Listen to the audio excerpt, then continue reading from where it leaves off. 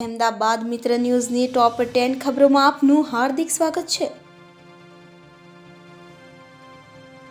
આથી લોકસભા ચૂંટણીનો જંગ જામશે। લોકસભા ચૂંટણીનું આથી સત્તાવાર રીતે સરકારી બ્યુગલ ફૂંકાઈ ગયું છે। આદર્શ આચાર સંહિતાની અમલવારી બાદ ઉમેદવારી ફોર્મ ભરવાની આજથી શરૂઆત કરવામાં આવનાર છે। ગુજરાતની 26 લોકસભા બેઠક માટે આજથી ફોર્મ ભરવાની શરૂઆત, જેમાં જે તે જિલ્લા મેજિસ્ટ્રેટ કચેરી ખાતે ફોર્મ ભરવાની પ્રક્રિયા હાથ ધરવામાં આવશે। ભાજપ અને કોંગ્રેસે જીત માટે રાજકીય ચોકઠા ગોઠવી દીધા છે। ભાજપે તમામ 26 બેઠકો માટે ઉમેદવારો જાહેર કરી દીધા છે, જ્યારે કોંગ્રેસ હજી ગુજરાતની 4 બેઠકો પર પોતાના ઉમેદવારો જાહેર કર્યા નથી।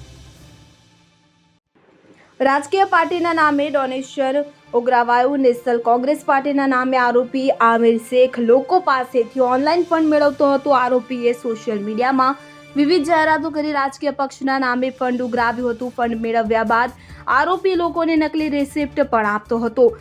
એમસીપીના ખજાનચી તરીકે હેમાંગ શાહ અમદાવાદમાં મંગલ મૂર્તિ કોમ્પ્લેક્સમાં પાર્ટીની મુખ્ય ઓફિસ ધરાવે છે। તેમણે કાર્યકર્તાઓ દ્વારા જાણવા મળ્યું હતું કે કોઈ અજાણ્યો શખ્સ પાર્ટીના નામે અલગ અલગ સોશિયલ મીડિયા પ્લેટફોર્મ પર ડોનેશન લઈ રહ્યો છે, તેમજ ડોનેશનના બદલામાં પાર્ટીની ખોટી રિસિપ્ટ પણ આપી રહ્યો છે। આ સમગ્ર મામલો ધ્યાને આવતા જ એનસીપીના ખજાનચી હેમાંગ શાહ દ્વારા સાયબર ક્રાઇમમાં ફરિયાદ નોંધાવવામાં આવી હતી।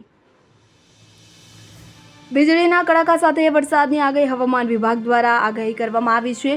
આગામી 2 દિવસ બાદ રાજ્યના કેટલાય જિલ્લાઓમાં વરસાદની શક્યતા। વીજળીના કડાકા સાથે કમોસમી વરસાદ વરસી શકે। વેસ્ટર્ન ડિસ્ટર્બન્સને કારણે વરસાદની શક્યતા સાથે આગામી 3 દિવસ મોટા ભાગના જિલ્લાનું મહત્તમ તાપમાન 2 થી 3 ડિગ્રી જેટલું ઘટે તેવી સંભાવના રહેલી છે। ઉલ્લેખનીય છે કે ગઈકાલે સૌથી વધુ તાપમાન નોંધાયું હતું, જેમાં હવે વાદળછાયા વાતાવરણને કારણે ગરમીમાં પણ ઘટાડો નોંધાઈ રહ્યો છે। આ સાથે જ 48 કલાક બાદ શહેરીજનોને ગરમીથી રાહત મળશે એવી સંભાવના હવામાન વિભાગે વ્યક્ત કરી। ગુલાબબાઈ ટેકરા રોડ ઉપર આવેલા મોકા કાફેમાં વેજ બર્ગરને બદલે આવ્યું નોનવેજ બર્ગર। અમદાવાદના નવરંગપુરા વિસ્તારમાં ગુલબાઈ ટેકરા રોડ ઉપર આવેલા મોકા કાફેમાં નાસ્તો કરવા ગયેલી 4 યુવતીઓને રેસ્ટોરાંની ભૂલના કારણે કડવો અનુભવ થયો। યુવતીઓએ નાસ્તો કરવા માટે વેજ બર્ગરનો ઓર્ડર કર્યો હતો, પરંતુ રેસ્ટોરાં તરફથી નોનવેજ બર્ગર આપી દેવામાં આવ્યું હતું, જેમાં 2 યુવતીઓએ અડધું બર્ગર ખાધું ત્યારે ખ્યાલ આવ્યો કે આ તો નોનવેજ બર્ગર હતો, અને આ મામલે રેસ્ટોરાંના મેનેજરને જાણ કરતા તેઓએ અનેક રકઝક બાદ છેવટે સ્વીકારી લીધું હતું કે વેજની જગ્યાએ નોનવેજ બર્ગર આપી દેવામાં આવ્યું છે।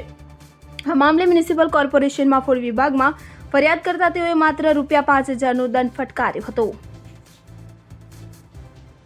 મહિલાઓએ રૂપાલા હાય હાયના નારા લગાવી છાજ્યા લીધા તો રાજકોટ લોકસભાના ભાજપના ઉમેદવાર પુરુષોત્તમ રૂપાલા દ્વારા કરવામાં આવેલા વિવાદાસ્પદ નિવેદનને લઈને ક્ષત્રિય સમાજ દ્વારા ઠેર ઠેર વિરોધ પ્રદર્શન અને કાર્યક્રમો કરવામાં આવી રહ્યા છે। હવે અમદાવાદ શહેરના વિવિધ વિસ્તારોમાં પણ ભાજપના ઉમેદવાર પુરુષોત્તમ રૂપાલા અને ભાજપ વિરુદ્ધના પોસ્ટરો લાગી રહ્યા છે। શહેરના નરોડા ગામ અને ચાંદખેડા ગામમાં ભાજપના નેતાઓના પ્રવેશબંધીના બેનરો લાગ્યા તો નરોડા વિસ્તારમાં સ્થાનિક લોકો દ્વારા પુરુષોત્તમ રૂપાલા બોયકોટનો પોસ્ટર પણ સળગાવવામાં આવ્યું। આ સાથે રેલી કાઢી રૂપાલા હાય હાયના નારા લગાવવામાં આવ્યા। રોહન ગુપ્તા રાજીનામા આપ્યાના 25 જ દિવસમાં ભાજપમાં જોડાયા। લોકસભા ચૂંટણી 2024ને લઈ કોંગ્રેસ દ્વારા 12 માર્ચના રોજ ગુજરાતમાં 7 ઉમેદવારની યાદી જાહેર કરાઈ હતી કે તેમાંથી એક નામ રોહન ગુપ્તાનું પણ હતું। જો કે રોહન ગુપ્તા અમદાવાદ પૂર્વ બેઠક પરથી ચૂંટણી લડવાના હતા, પરંતુ તેઓએ અંગત કારણોસર ચૂંટણીનો ઇનકાર કરી દીધો હતો। આ અંગે રોહન ગુપ્તાએ ટ્વીટ કરીને જાણકારી આપી હતી। આ ઉપરાંત તેમના પિતાની પણ તબિયત નાદુરસ્ત હોવાને કારણે પાર્ટીમાંથી રાજીનામું આપ્યું હતું। રાજીનામા આપ્યાના 25 દિવસમાં જ આજે તેઓ ભાજપમાં જોડાયા।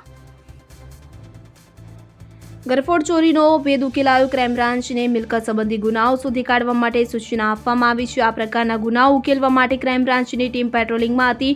તે દરમિયાન તેમને આંબલીમાં થયેલી ચોરીના કેસમાં આરોપીઓની બાતમી મળી હતી। આ બાતમીને આધારે અનિલ વાઘેલા અને સુરેશ મકવાણા નામના આરોપીને ઝડપી પાડવામાં આવ્યા હતા। બંને આરોપીઓ પાસેથી પોલીસે સોના ચાંદીના દાગીના, રોકડ રૂપિયા, મોબાઈલ અને એક ગાડી સહિત કુલ 10.19 લાખની મત્તાનો મુદ્દામાલ કબજે કરવામાં આવ્યો।